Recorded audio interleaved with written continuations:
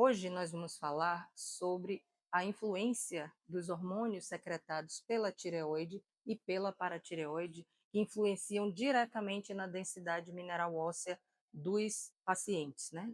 Das pessoas que procuram, normalmente as pessoas em processo de envelhecimento, as pessoas que estão mais idosas, que procuram a medicina para reconhecer, tentar provocar, tentar encontrar qual é a motivação, fechar um diagnóstico por causa da perda muito rápida da densidade mineral óssea. Então, hoje nós vamos falar dessas duas glândulas, né? Lembrando o sistema endócrino, né?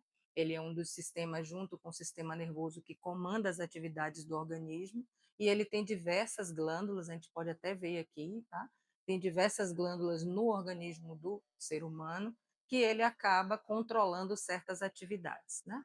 Então, nós temos a tireoide, que ela fica bem aqui abaixo da traqueia, vocês podem ver aqui ela em detalhe, na lateral, e em cima dela, né, sobre a parte anterior da tireoide, nós temos a outra glândula, né, a paratireoide.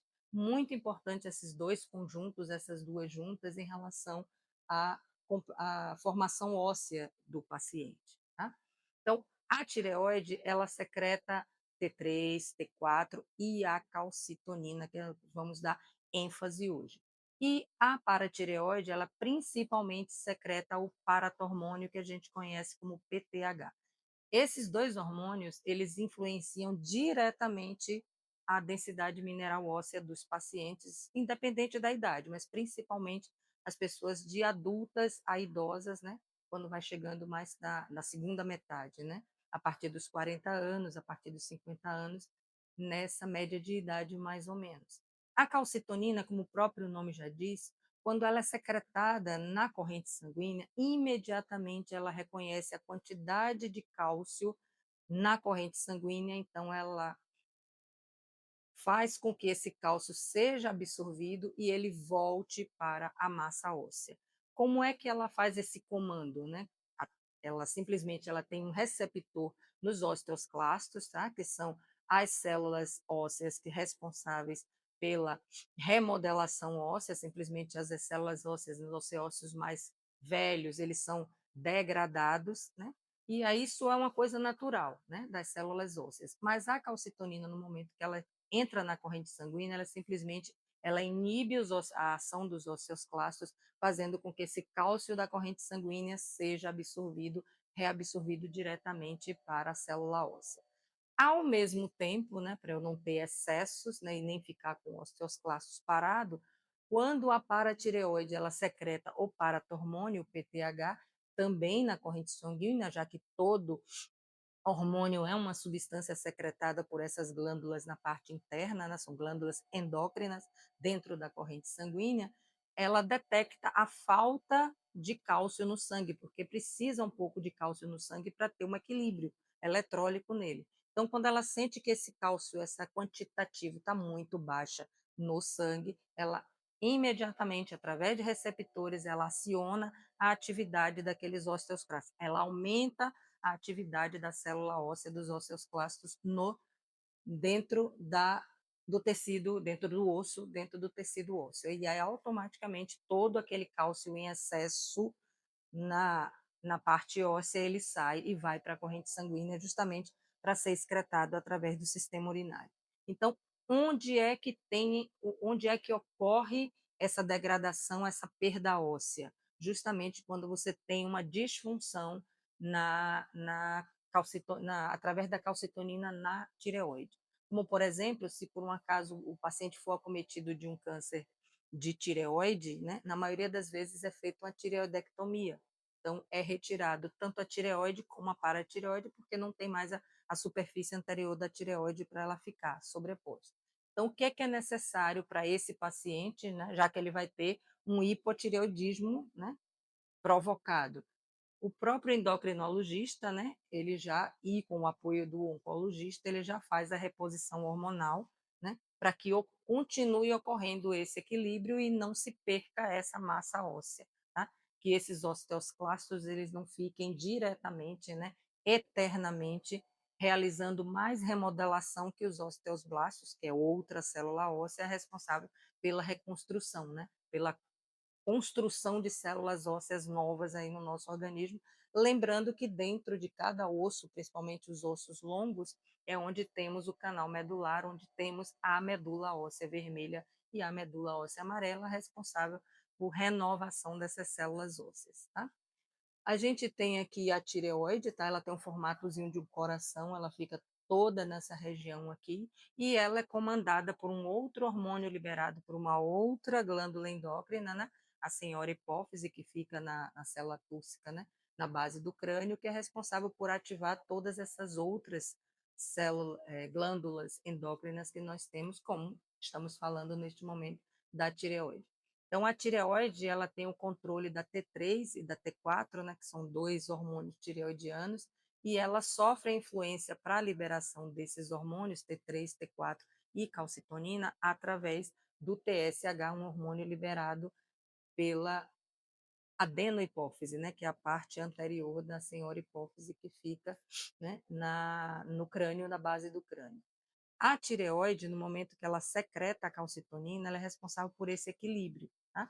Esse equilíbrio homeostático sanguíneo. Tá? Sempre assim, sempre a substância do sangue.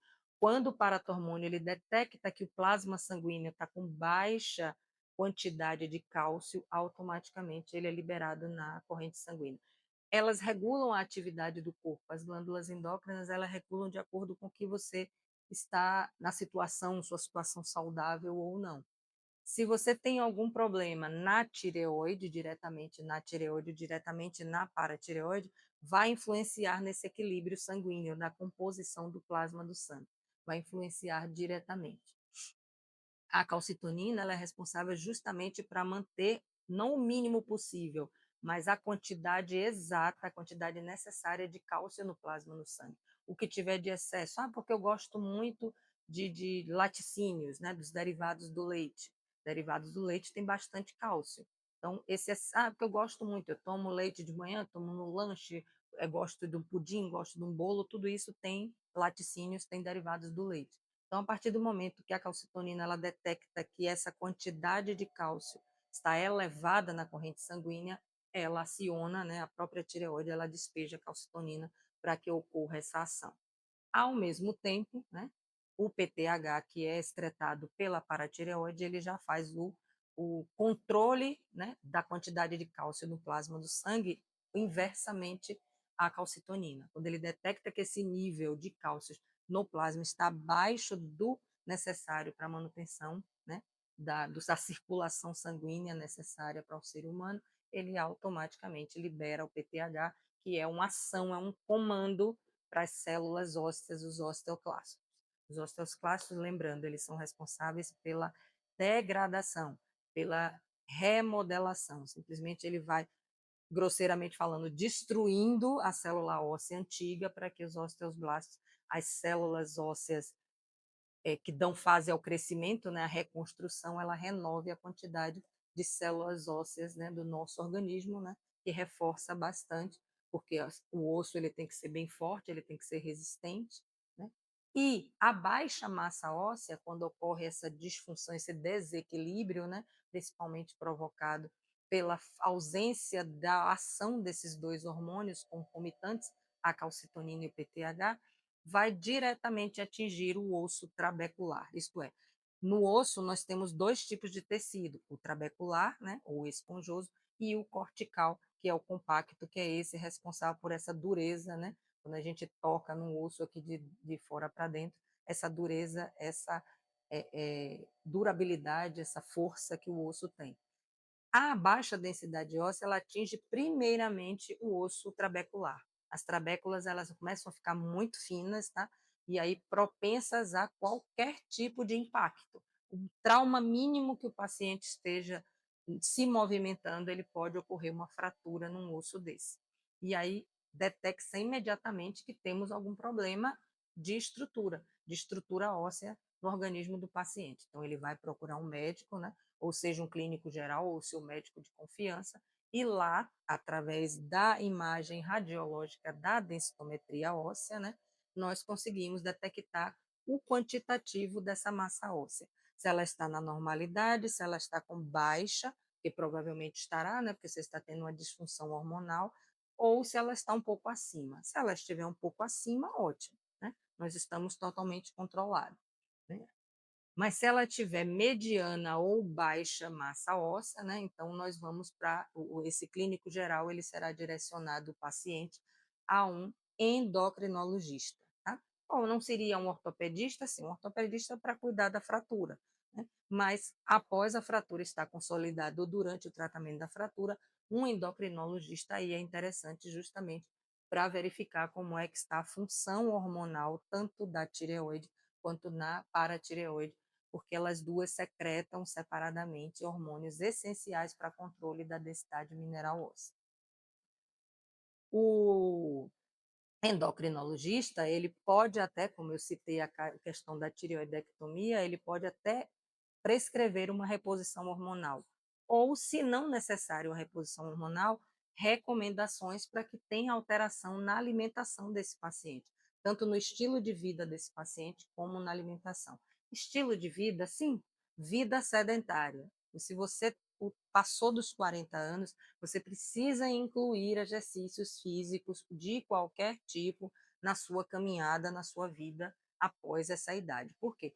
É o exercício físico, é a atividade física quem promove essa renovação celular da parte da célula óssea. Então, ela já ajuda na ausência da tireoide, seja total ou parcial, né, tanto da paratireoide, inclusive, ela já ajuda nesse fortalecimento da sua densidade óssea.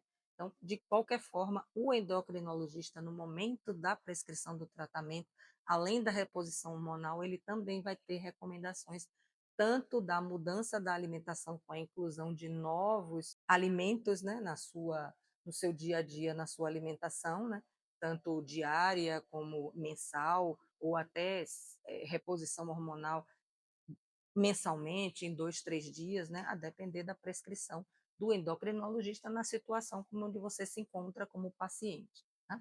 Então, você veja que o organismo, né, ele tem peças essenciais, mesmo peças pequenas como essa e localizadas à frente do sistema respiratório, responsáveis por regular umas outras coisas.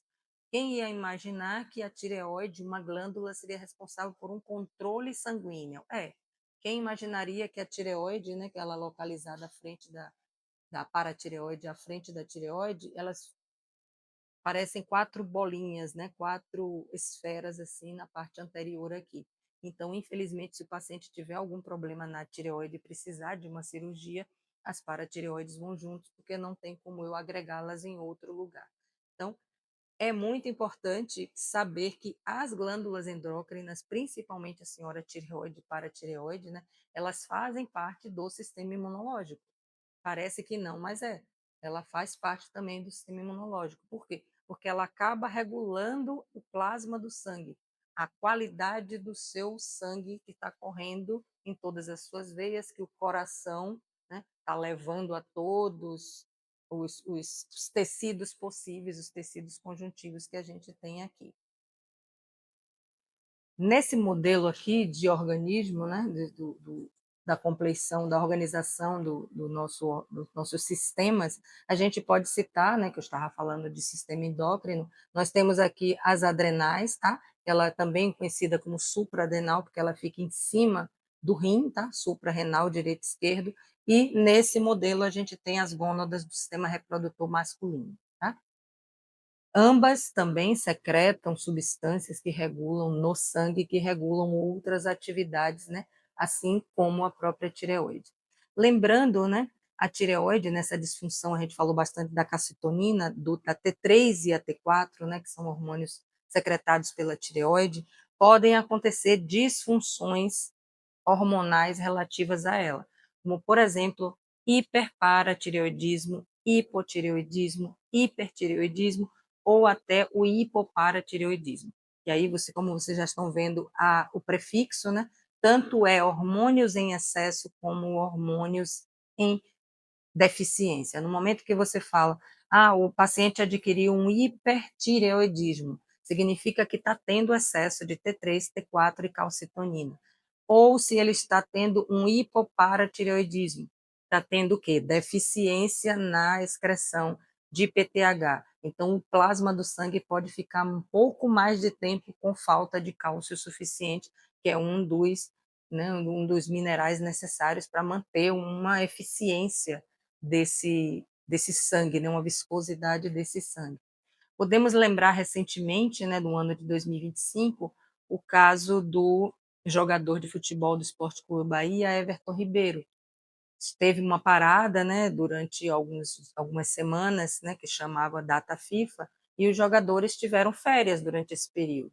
No retorno das férias, todo atleta, né, principalmente os jogadores de futebol, que é um pouco mais intenso, eles se submetem a vários exames, tá? Não somente os exames de ósseo, não somente os exames de articulação, a ressonância magnética, uma ultrassom, e justamente foi no exame sanguíneo que foi descoberta essa diferença hormonal, né, que estava faltando alguma coisa.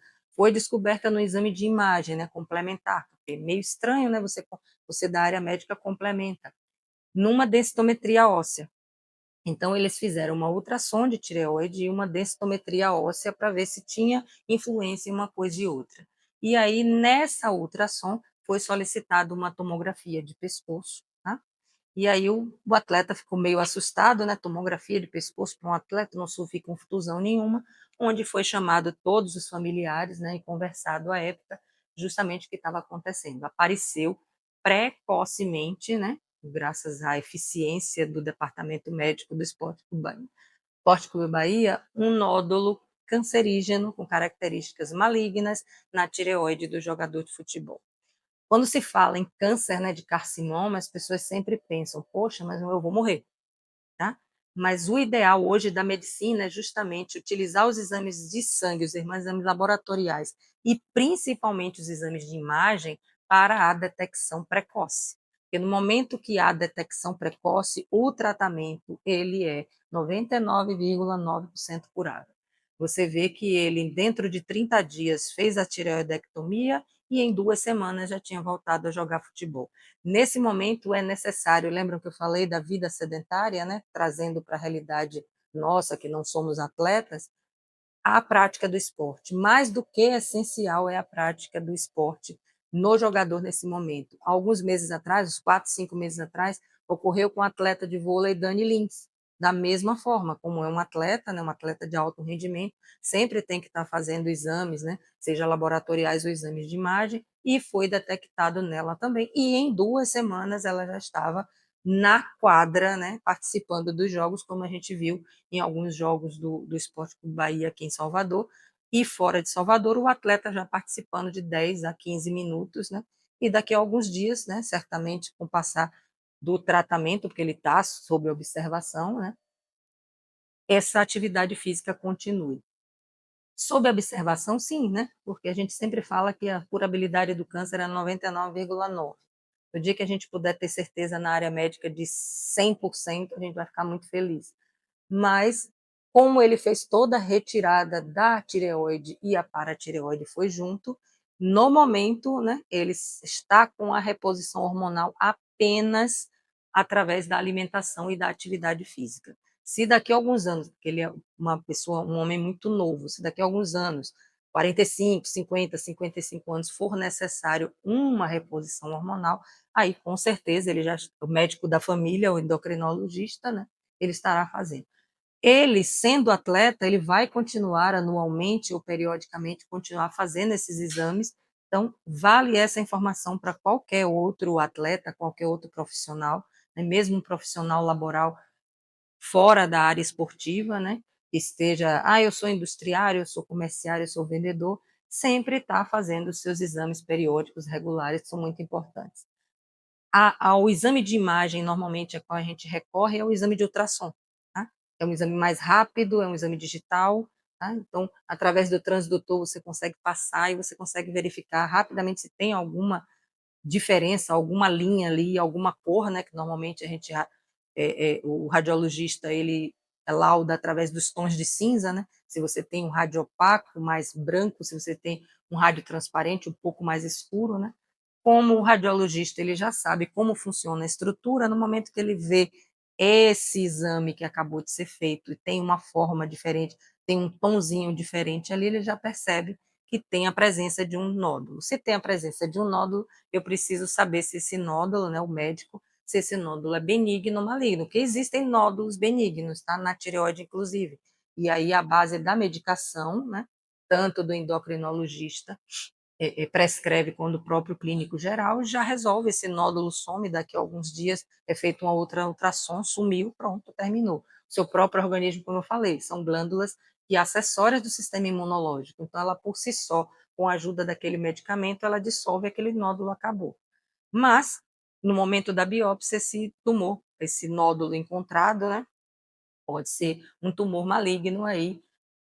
Existe outro tipo de tratamento que não a tireoidectomia? Existe, mas há a possibilidade, por ser uma glândula diretamente conectada com o sistema sanguíneo, possa ser que você cure de um e aconteça metástase de outro, tá? Então é interessante a tireoidectomia, sim, com ou sem a iodoterapia, né? Porque na radiologia a gente também tem a área de tratamento, né? Então, na área da medicina nuclear, que é uma área da radiologia, através de um internamento pequeno de 7 dias ou até menos de 7 dias, o paciente ele pode ser tratado com iodoterapia, porque o iodo é um elemento radioativo muito importante. E aí, nesse caso, o iodo radioativo, através da radiação gama, ele tem uma força suficiente para eliminar, né, qualquer resquício após a tireoidectomia, qualquer resquício de célula cancerígena, o que não foi o caso do jogador Everton Ribeiro, bastou para ele somente a cirurgia, ele não precisou de radioterapia nem de medicina nuclear. Então, realmente, a gente tem a consciência de que foi detectado precocemente, com certeza. Então, aí é quase 100% de cura, é só ele levar a vida dele profissional, tranquila, não vai acontecer mais nada. Se por um acaso vier a acontecer, não é originado desse daí, é uma outra coisa, uma outra situação que aconteceu e não mais relativo a essa ocorrência, tá? Então, vamos beber água, vamos trazer a só nossa alimentação mais saudável possível, tá? O menos de gordura possível, tá? Deixa que a gordura natural dos próprios alimentos, dos próprios grãos, do próprio laticínio, né? Dos derivados da carne animal, da carne, carne branca, os crustáceos, tá? De alguma outra forma, vamos cuidar da nossa saúde, porque a gente tem que envelhecer com saúde e não dentro de um hospital, né? Dentro de uma clínica médica.